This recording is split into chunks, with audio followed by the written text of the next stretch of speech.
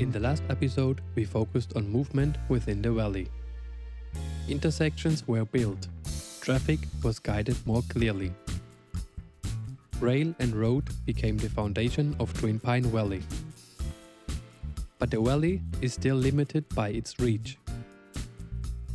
Far from major routes, connected locally, but not yet beyond. In this episode, we take the next step. We connect the valley to the overregional highway, creating a direct link between Twin Pine Valley and the major cities beyond.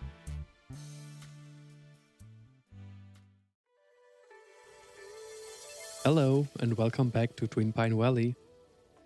You might notice that the city looks a bit different compared to the last episode. That's because I made a few visual changes since then. I installed the map texture replacement mod and switched the ground textures to the Seaside Serenity map theme combined with the Vivid Cities 4K map theme to make it look more realistic.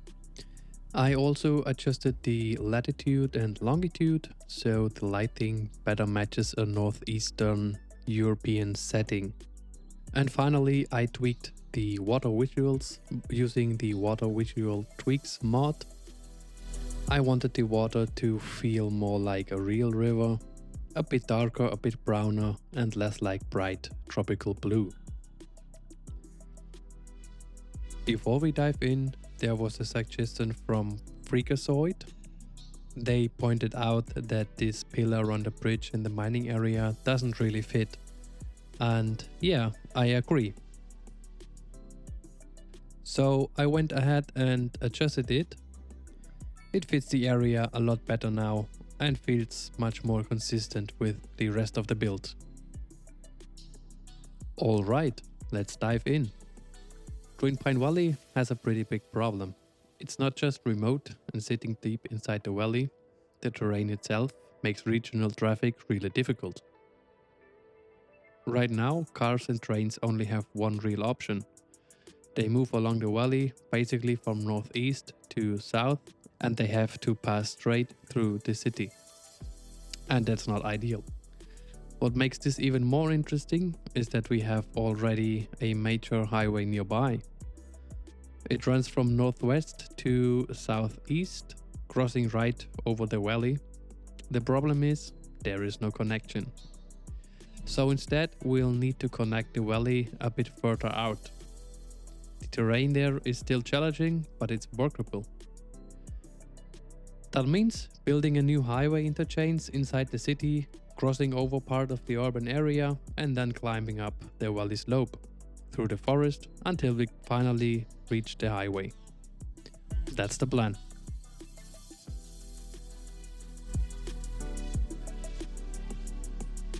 Before we actually build the highway connections in the city, I want to make this rail section a bit more future-proof.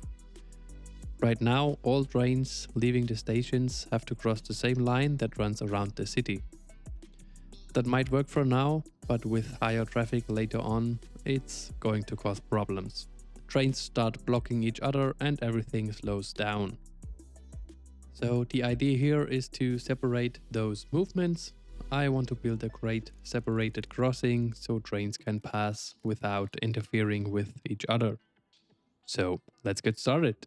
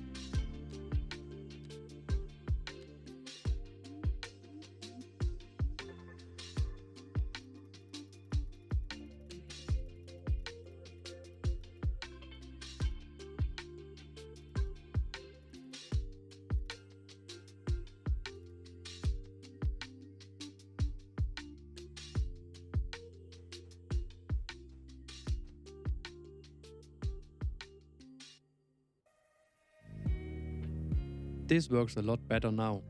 Trains can pass without blocking each other and the whole setup feels much more future-proof. I also really like how clean this looks. It fits nicely into the area. Alright, let's move over here. This is where we'll start building the highway interchange inside the city. The location actually makes a lot of sense. From here we can connect directly to the bypass and also to the Down Valley Highway. So let's make some space by removing the power lines, roads and trees.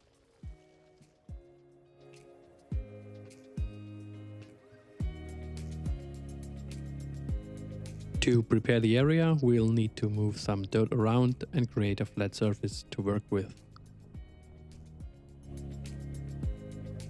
Placing the interchange here also keeps the impact on the city pretty low. The river, the rail line and the farmland on the other side create a natural buffer between the interchange and the urban area. I want to use an existing interchange for this, so first we'll need to unlock intersections in the progression tree. The vanilla interchanges don't really fit what we need here, so I went ahead and downloaded the double trumpet interchange by Teddy Redco from PDX Mods.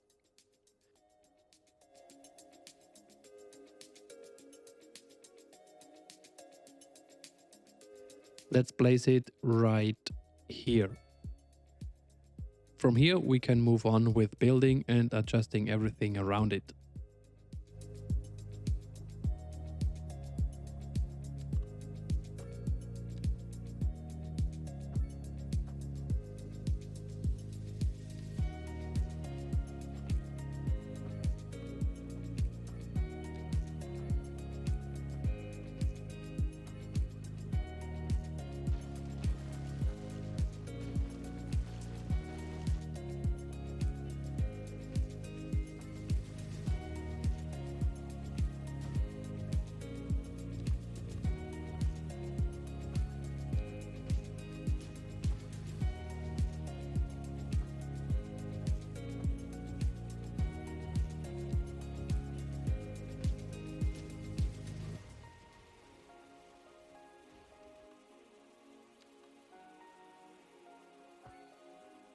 We don't need the exit toward the upper valley right now, so we can safely bulldoze it. The same goes for the on-ramp coming from the upper valley as well.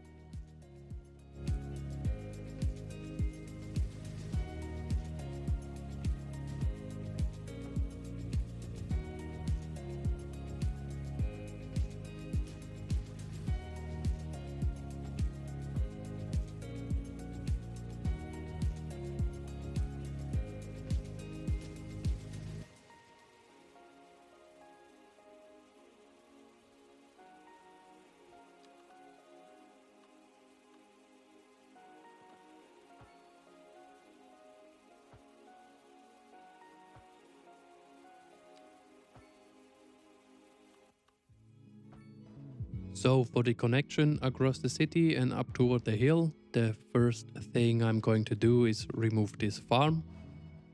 I never really liked it anyway. I also clean up these nodes here and fix the alignment a bit. And of course, we need to make some space to actually work.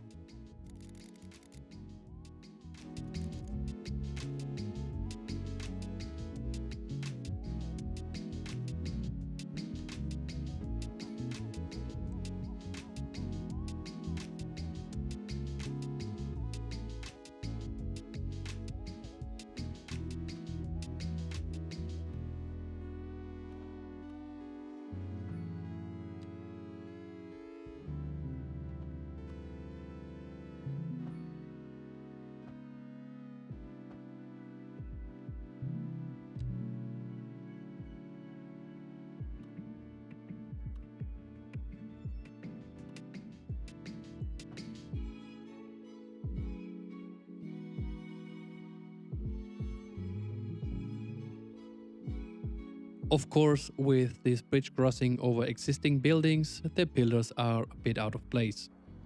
So let's fix that real quick.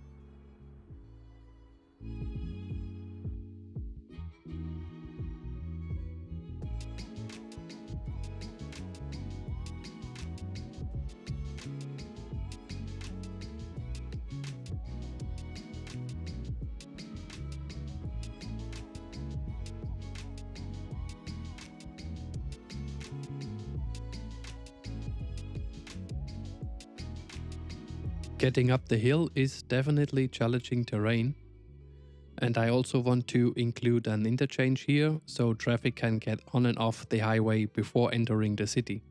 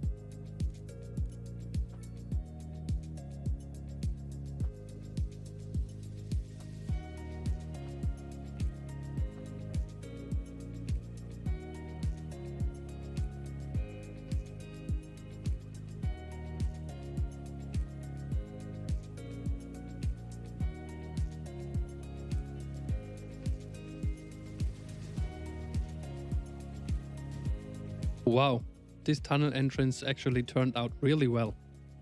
Way better than I expected. Creating clean tunnel entrances in this game is incredibly difficult.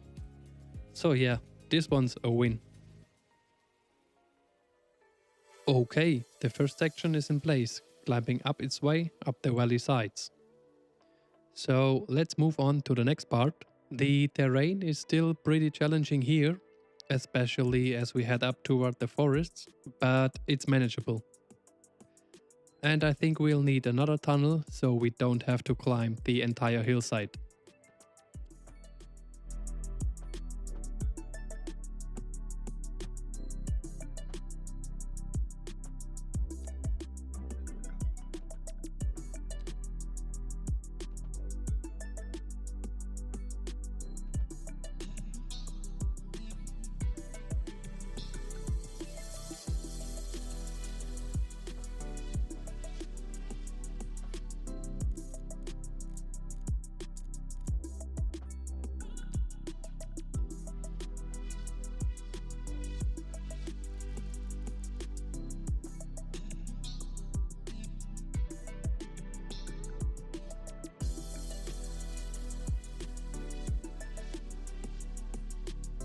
Oh yeah, two more really nice tunnel entrances.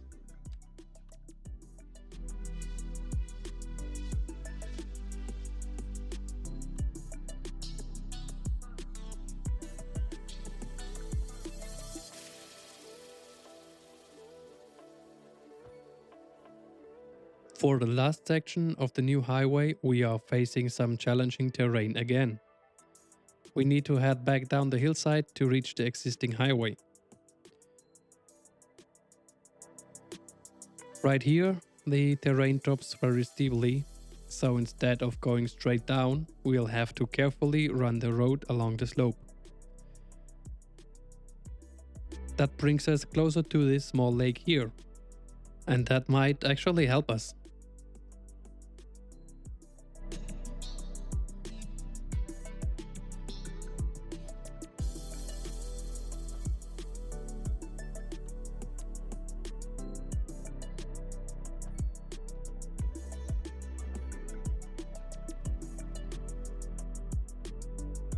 Before we build the interchange, let's go ahead and buy all the tires we need.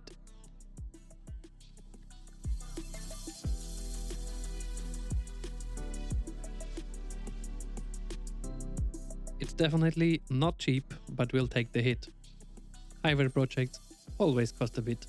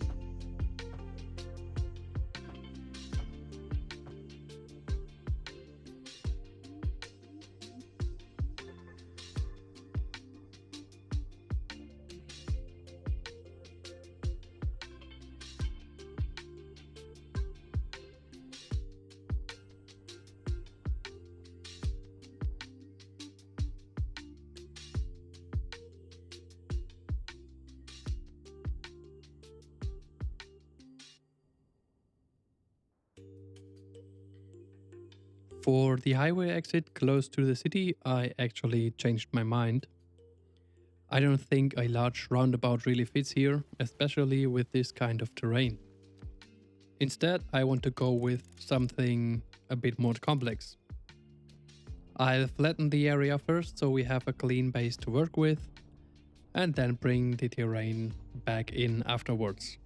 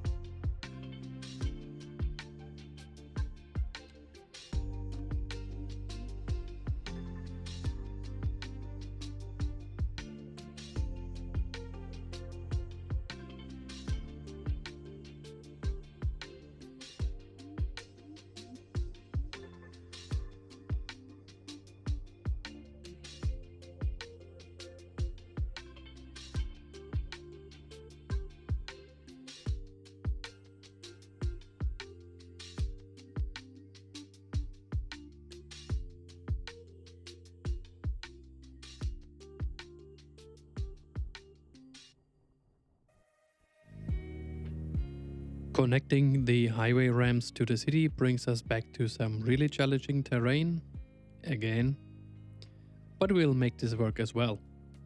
The arterial can be a bit steeper and more curved than the highway itself, which gives us a bit more flexibility here.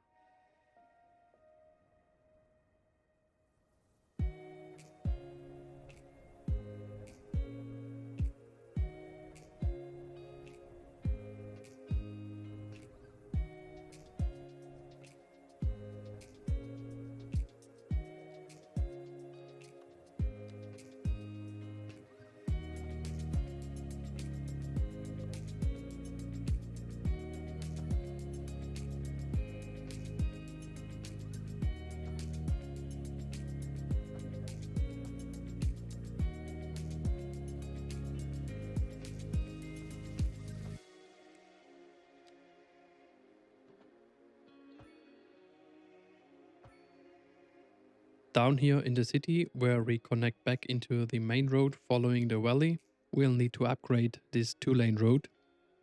To handle the traffic properly, it really has to become an arterial. The main issue here is space. There is no way around it, we will have to demolish some buildings to make this work.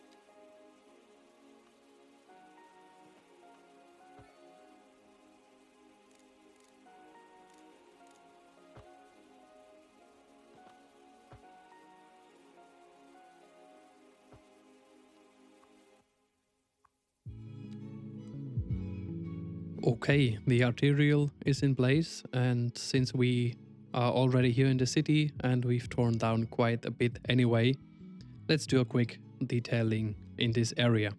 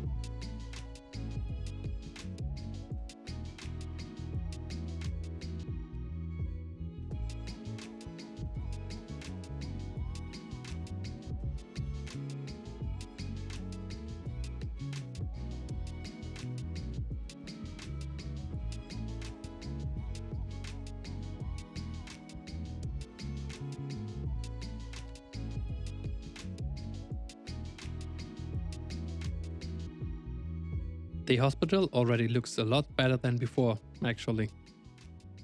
By the way, if you have any ideas what we could build on this empty spot next to the hospital, let me know in the comments.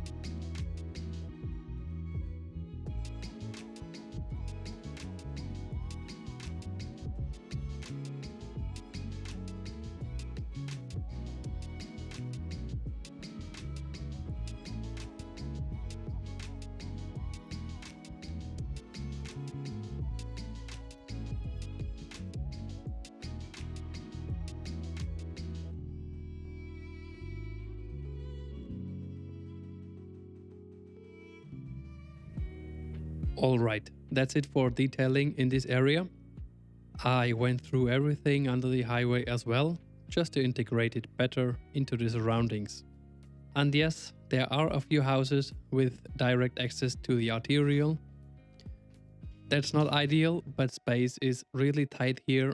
Sometimes a local road just turns into an arterial.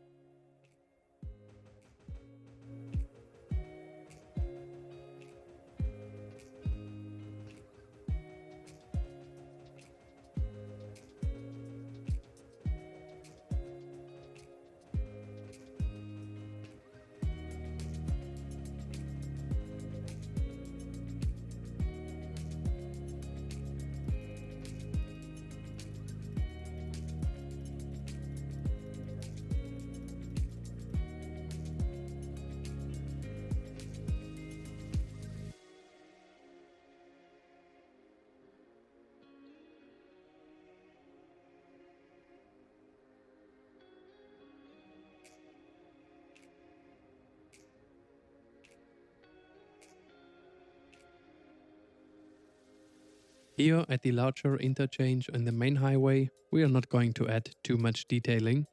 It already looks really good, even with just a small amount of detail. And just a friendly reminder, if you're enjoying the content, feel free to leave a like and subscribe to help the channel grow.